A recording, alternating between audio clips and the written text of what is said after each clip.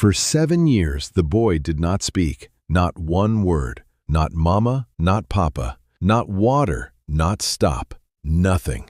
His father, one of the richest men in Lagos, spent more money than most people will ever see in a lifetime trying to fix what the doctors said was broken. He flew specialists in from London, from Zurich, from Houston.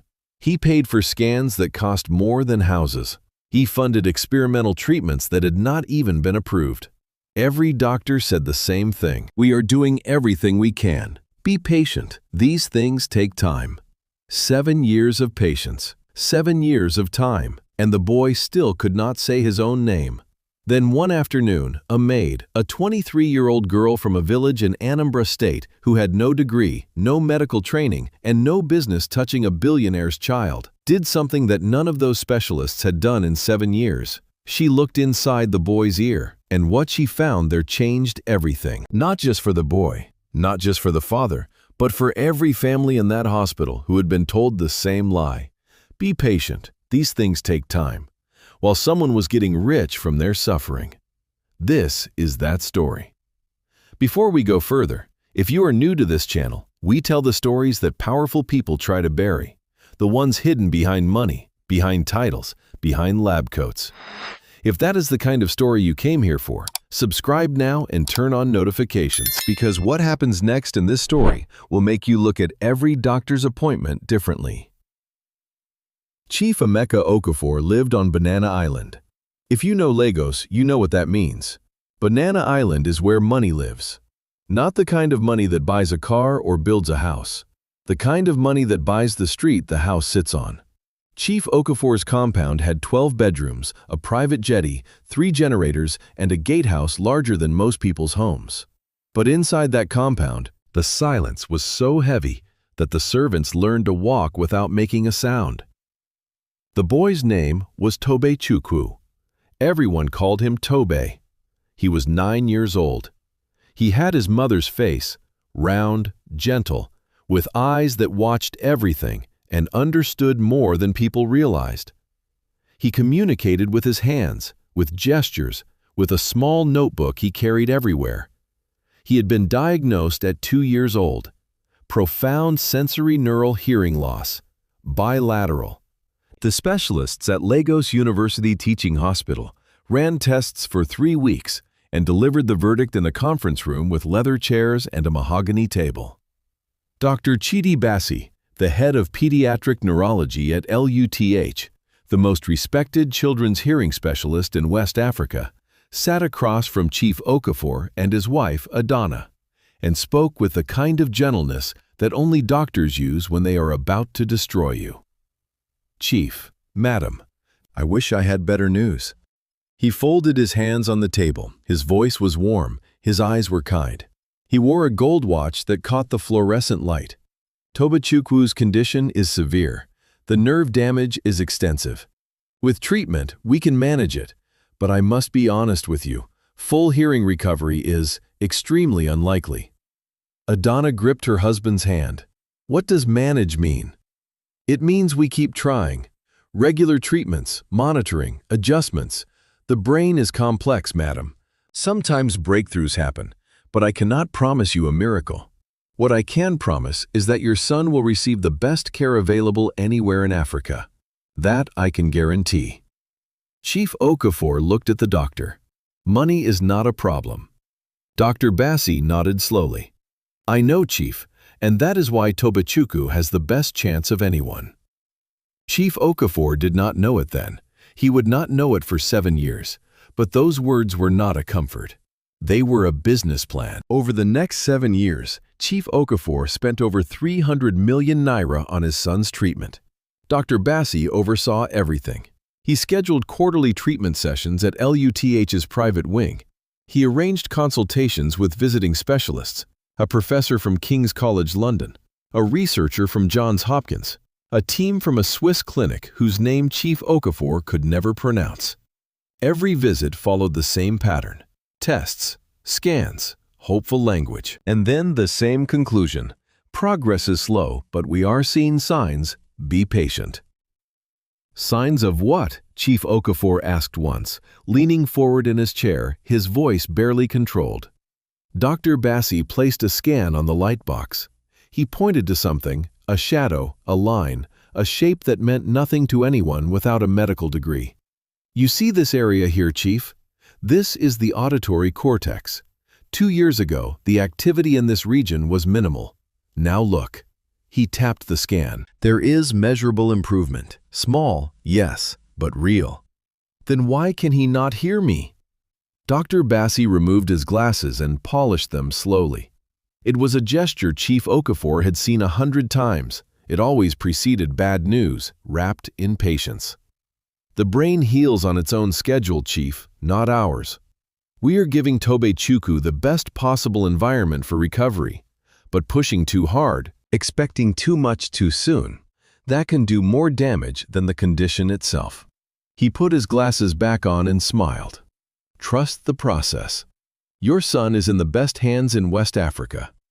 Chief Okafor trusted the process. He had no reason not to. Dr. Bassi was the most respected specialist in the country. His name was on the hospital's new pediatric wing, the wing Chief Okafor's donations had funded. But Adana, Toby's mother, did not survive the process. She passed when Toby was 5. A heart condition the family did not know she had. She collapsed in the kitchen of the Banana Island compound on a Tuesday morning while making breakfast for a son who could not hear her call his name. Chief Okafor buried his wife. He held his silent son, and he made a promise. He would fix what the doctors said could not be fixed, even if it cost him everything he had. He did not know that the fix would come from a girl who earned 45,000 naira a month to sweep his floors. Her name was Amara Ezeni. She was 23 years old. She had come to Lagos from a village called Nkwere in Anambra State, 3 hours from the city, on the back of a bus that broke down twice. She had finished secondary school but could not afford university. She had a younger brother whose school fees she was paying. She had a grandmother back in the village who grew herbs in the backyard and treated sick children with remedies that had no names in English. Amara got the job at the Okafor compound through an agency. She was assigned to general cleaning, floors, surfaces, bathrooms. She was not supposed to go near the boy. The house rules were clear. The boy's room is off limits, Mrs. Nikichi, the head housekeeper, told her on the first day. Her voice was firm, but not unkind. Chief does not allow anyone near Tobechukwu without Dr. Bassi's approval. No exceptions. Yes, Ma. He is a very special child. Very fragile. You clean everywhere else. You do not enter his wing. Understood? Yes, Ma. For 3 months, Amara cleaned the compound without incident. She mopped the marble floors. She polished the glass tables. She washed windows that looked out over the Lagos Lagoon. And every afternoon, when she passed the corridor that led to Toby's wing, she heard something that confused her. Silence. Not the ordinary kind, not the kind that means someone is sleeping. This was thick, heavy silence, the kind her grandmother back in Kwere would call Obuban Kiti, a silence that is hiding something. One afternoon, she was cleaning the hallway outside Toby's room when the door opened. The boy walked out. He was looking for the kitchen. He saw Amara and stopped. They looked at each other. Amara smiled. Hello. Toby tilted his head. He could not hear her, but he saw her smile, and he smiled back. Then he did something that nobody in that house had seen him do with a stranger. He walked up to her, took her hand, and placed it against his ear. Amara froze. She felt something, a slight warmth, a faint vibration beneath the skin.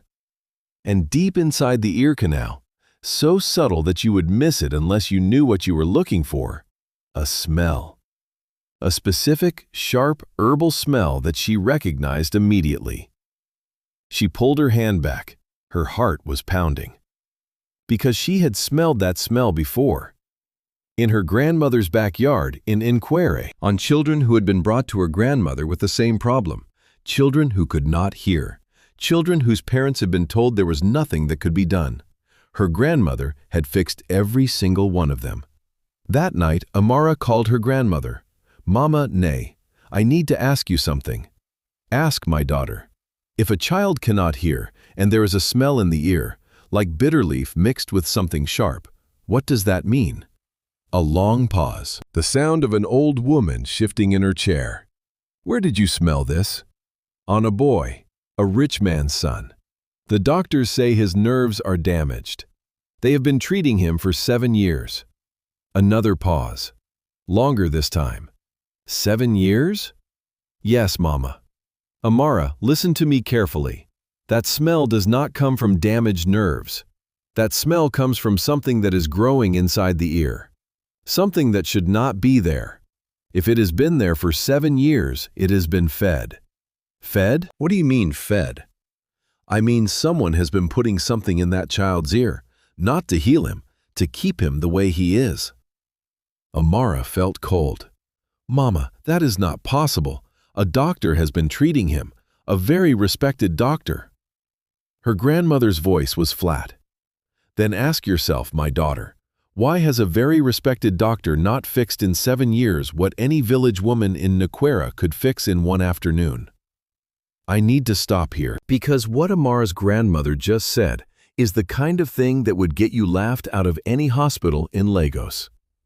A village woman claiming she knows more than a specialist with degrees from London and a wing of a hospital named after him. But I need you to stay with this story, because what happens next is not about traditional medicine versus Western medicine. It is about something far simpler and far darker. It is about what happens when the person you are paying to fix a problem is the same person profiting from the problem never being fixed.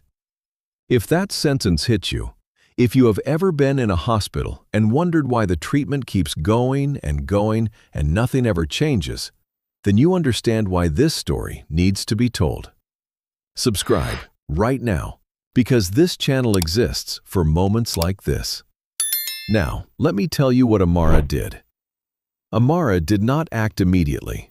She was not a fool. She was a girl from a village working in a billionaire's house. If she was wrong, if she touched that boy and something went wrong, she would lose everything. Her job, her income, her brother's future. She might even face criminal charges. She watched. For 2 weeks, she watched. She watched Dr. Bassi arrive for his monthly visit. She stood in the corridor with a mop in her hand as the doctor walked past her without seeing her, the way rich people walk past the help. She watched him enter Toby's room. She watched him close the door. She pressed her ear against the wall. She heard Dr. Bassi talking to the boy's nanny. Has he been taking the drops? Every night, doctor, as you instructed. Good. Any changes? No, sir, no changes. That is normal. Continue the drops. I will adjust the formula next month. Drops. Amara had not known about any drops. That night, after the household was asleep, she crept into Toby's room. The boy was sleeping. On his bedside table was a small brown bottle with no label. Just a handwritten instruction. 2 drops in each ear before bed. Dr. B. She opened the bottle and smelled it. It was the same smell, the same sharp herbal bitterness she had felt in his ear, the same thing her grandmother had described. Her hands were shaking. She put the bottle back. She left the room. She went to the servants' quarters and sat on her bed in the dark for 1 hour, thinking. Then she called her grandmother again. Mama, tell me exactly what to do. Her grandmother talked her through it, step by step, over the phone, in Igbo. Amara went to the Oyingbo market the next morning, her day off. She bought 3 things: ojarisi leaf, uda seed, and palm kernel oil. Common ingredients, nothing exotic, nothing expensive. The kind of things any woman in a village market would recognize and any doctor in a teaching hospital would dismiss. She prepared the mixture exactly as her grandmother instructed. She ground the ogarisi leaf into a fine paste. She cracked the uda seed and extracted the oil. She mixed them with warmed palm kernel oil in a clean container. Then she waited for her moment. It came on a Thursday afternoon. Chief Okafor was at his office on Victoria Island. The nanny had gone to collect medication from the pharmacy. Mrs. Nkechi was supervising a delivery at the back gate. The house was quiet. Amara walked into Tobe's room. The boy was sitting by the window, drawing in his notebook. He looked up when she entered. He recognized her. He smiled. She knelt beside him. She held up the small container and pointed to his ear. She made a gentle gesture. "May I?" Toby looked at her for a long moment. Then he nodded. She tilted his head gently. She placed 3 drops of the mixture into his left ear, then 3 into his right. The liquid was warm.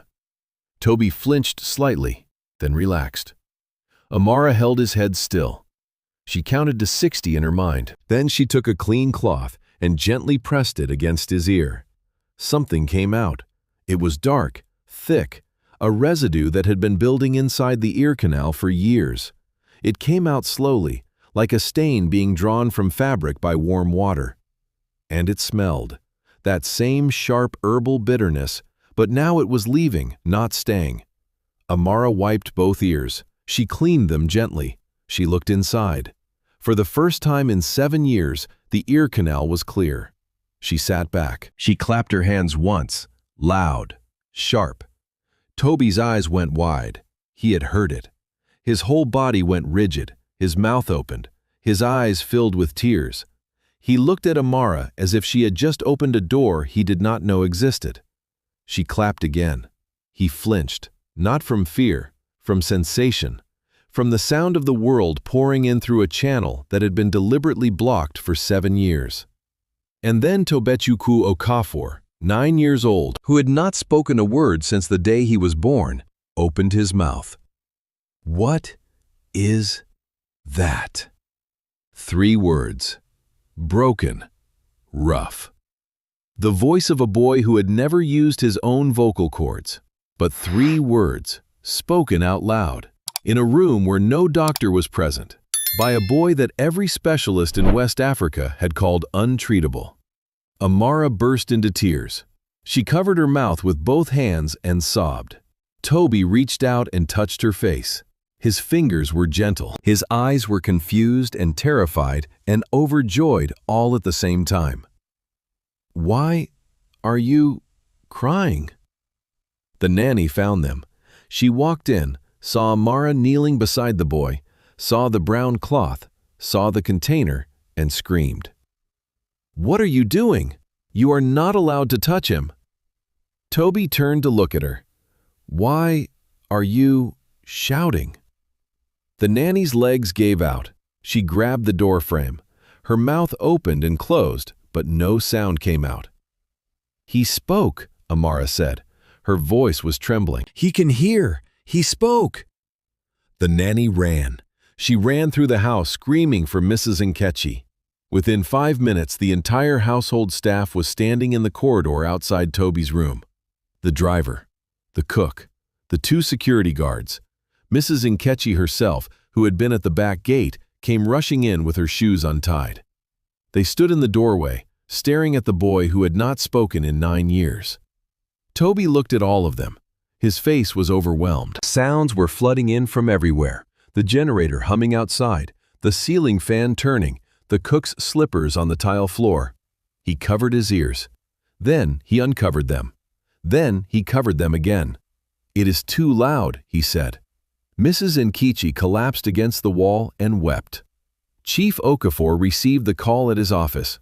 His driver said 3 words. "Tobe has spoken." He was home in 11 minutes. He ran into the house. This man who had not run in years, who moved through the world with the measured pace of someone who owned everything in sight. He ran through his own front door like a man whose house was burning down. He found Toby in the living room. The boy was sitting on the sofa with the entire household staff gathered around him like he was a small king holding court. "Toby!" The boy turned. He heard his name. He heard his father's voice. For the first time in his life, he heard the sound of the man who had spent 7 years trying to reach him. "Papa?" Chief Okafor dropped to his knees, a billionaire on his knees, on his own marble floor. He pulled his son into his arms and held him so tightly that the boy made a small sound of protest.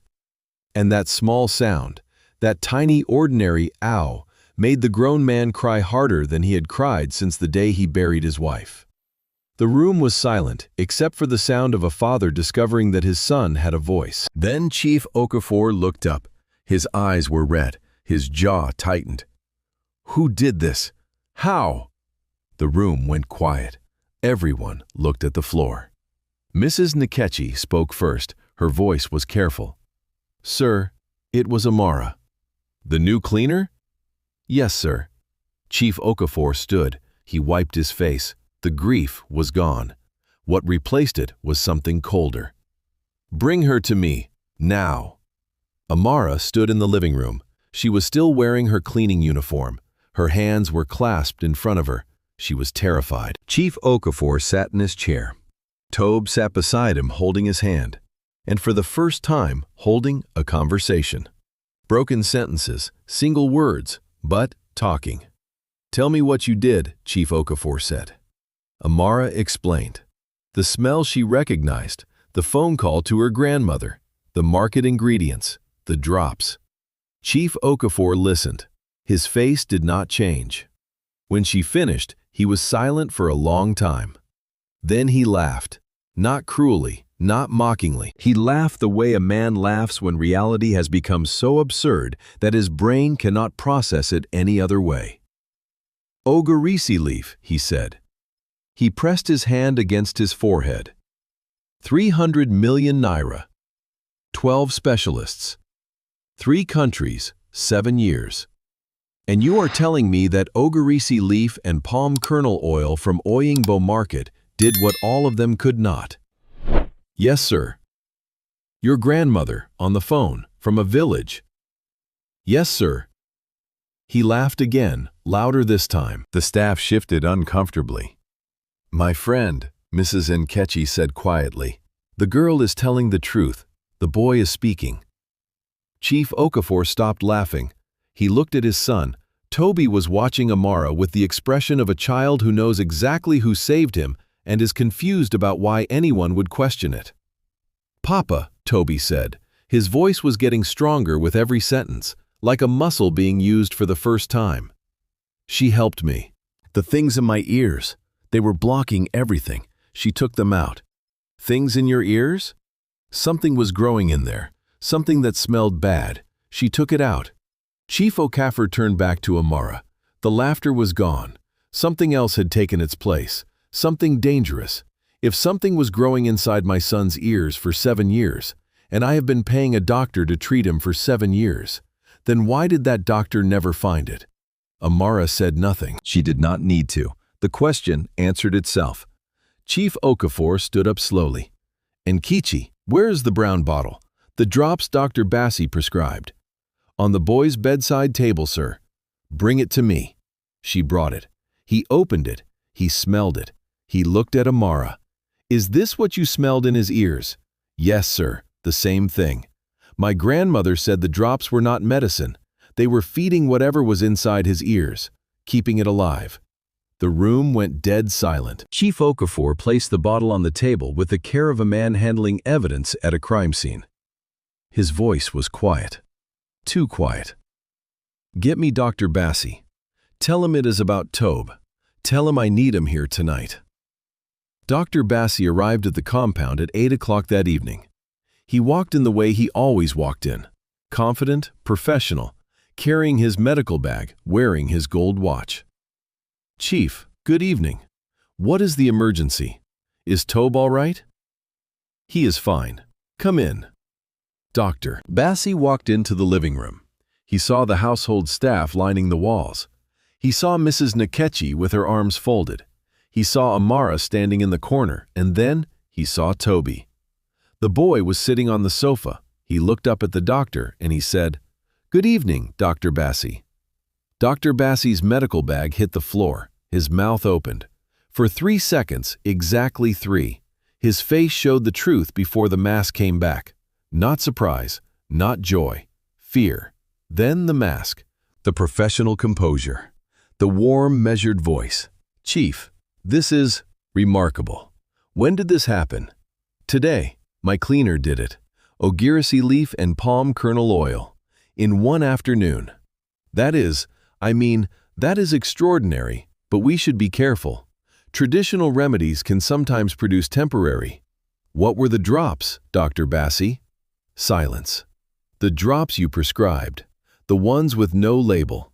The ones you instructed the nanny to put in my son's ears every night for 7 years. What were they? Dr. Bassi's hand moved to adjust his glasses. The gesture Chief Okafor had seen 100 times. But this time, the hand was shaking. Those were standard therapeutic drops. A mild. I had them tested. Chief Okafor's voice cut through the room like a machete. I called Professor Adewale at the College of Medicine 2 hours ago. He tested the bottle within the hour. Do you know what he found? Dr. Bassi did not answer. He found a compound that does not appear in any medical textbook. A substance that, according to the professor, would promote abnormal tissue growth inside the ear canal. Not prevent it, promote it. The staff stirred. The cook pressed her hand against her mouth. The security guard at the door straightened. Chief, I can explain. Can you?